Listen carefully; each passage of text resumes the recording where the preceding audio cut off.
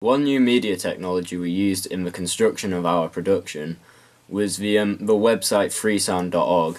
This enabled us to download and implement sounds to our production, which were copyright free, and therefore this gave us a wide range of sounds really to choose from that fitted that fit the kind of style of our production. Just found like a couple of random sort of ambient soundtracks that people had made, and I just felt like it fit with the footage that we got. And we also used YouTube. We used a YouTube converter to download copyright-free songs, covers of songs. So one song we had was New World Symphony, and because it was more than 100 years old, that means that copyright doesn't apply to it anymore, so we could use that freely. And using YouTube as a new technology also allowed us to download a cover for Funky Town. So we downloaded a song a Funky Town cover that someone had made entirely by themselves, so it was copyright free, and we then placed this onto our production.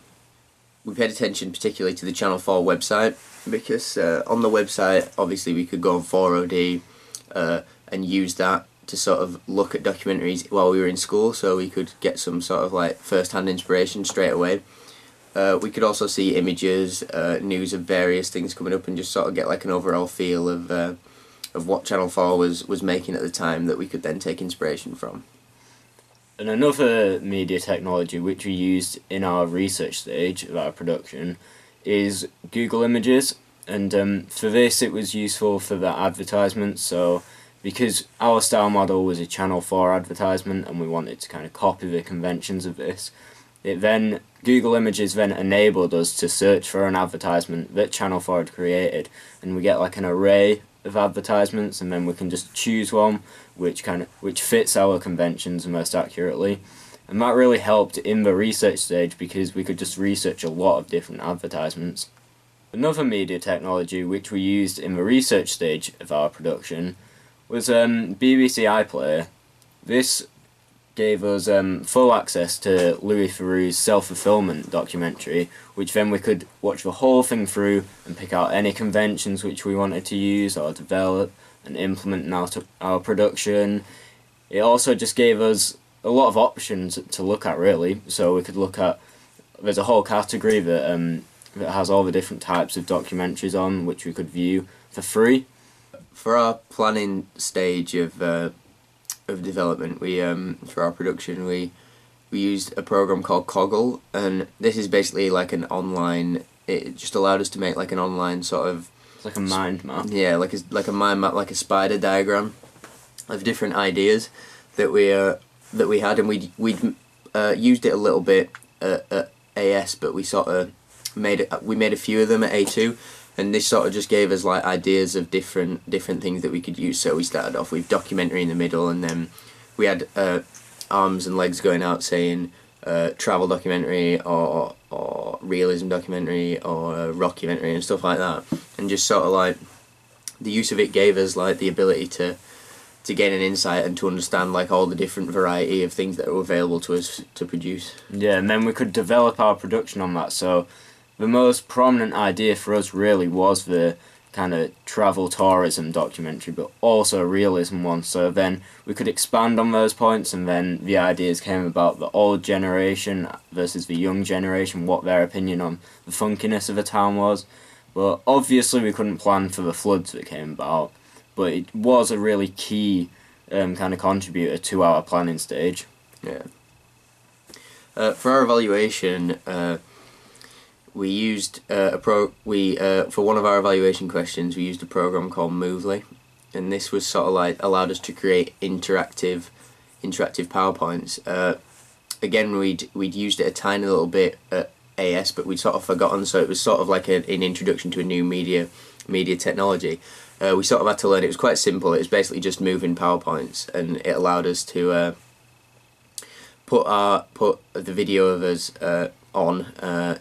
Do write stuff, allow it to move, and put moving pictures on and clip art and stuff like that, and just sort of like added to the whole evaluation, so it wasn't just us talking to a camera. Like, it wasn't just us talking to a camera. We could make it more sort of like digital and interactive, and make it more appealing.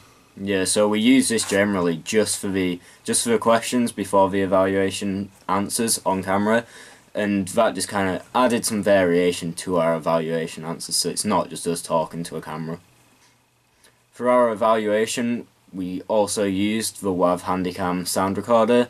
This enables us to have a clearer sound, so it's not just the sound from the camera and not just this kind of muffled sound.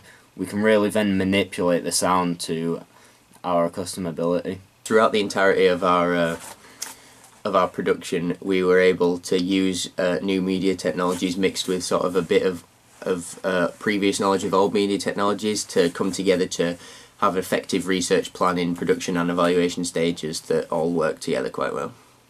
So the main media technology that we used throughout the entirety of our A2 course was Adobe Premiere Pro, and it wasn't really that new to us because we'd used it last year, but because we were more used to it and it was obviously sort of a more technical course, we could use more of the features, more of the editing software and stuff like that, and just be introduced to it in sort of a new way so that we understood it a lot more. So this obviously helped our actual planning and construction of the film that we made. For our ancillary tasks, because this was a new thing, we didn't have to do ancillary tasks at AS, so for our ancillary tasks at A2 we were introduced to Photoshop, and while we'd used it before in other course areas and stuff, we'd never really used it like for the specific sort of media, for a specific media reason. So we were introduced to Photoshop and we had to become accustomed to it. We kind of already understood a bit of it because it was made by Adobe, the same company that made Premiere Pro.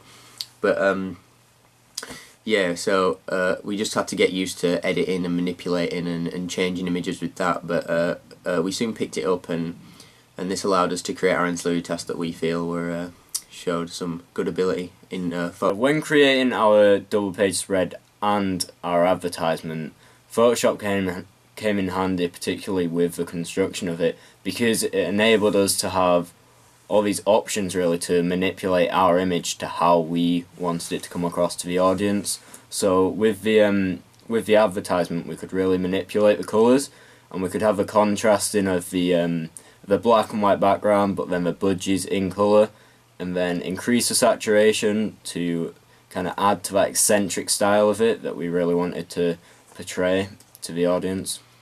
Yeah, so obviously the camera that we used was the same sort of cameras that we used last year, but again we were familiar with how to use them, how to change the hue, the saturation, how to change the focus and everything. So we felt that sort of we gained a new understanding of how to use the camera effectively to create better quality pictures and stuff like that. And we also, a new piece of technology that we used was a WAV recorder, a digital WAV recorder, a sort of a sound recorder that we used to film interviews and especially voiceovers. And so we had to learn how to use this, and went up to the sound booth where it was quiet, recorded our voiceovers, took it off the memory card. It was quite simple, but it was a new piece of technology that we were introduced to that we incorporated into our production.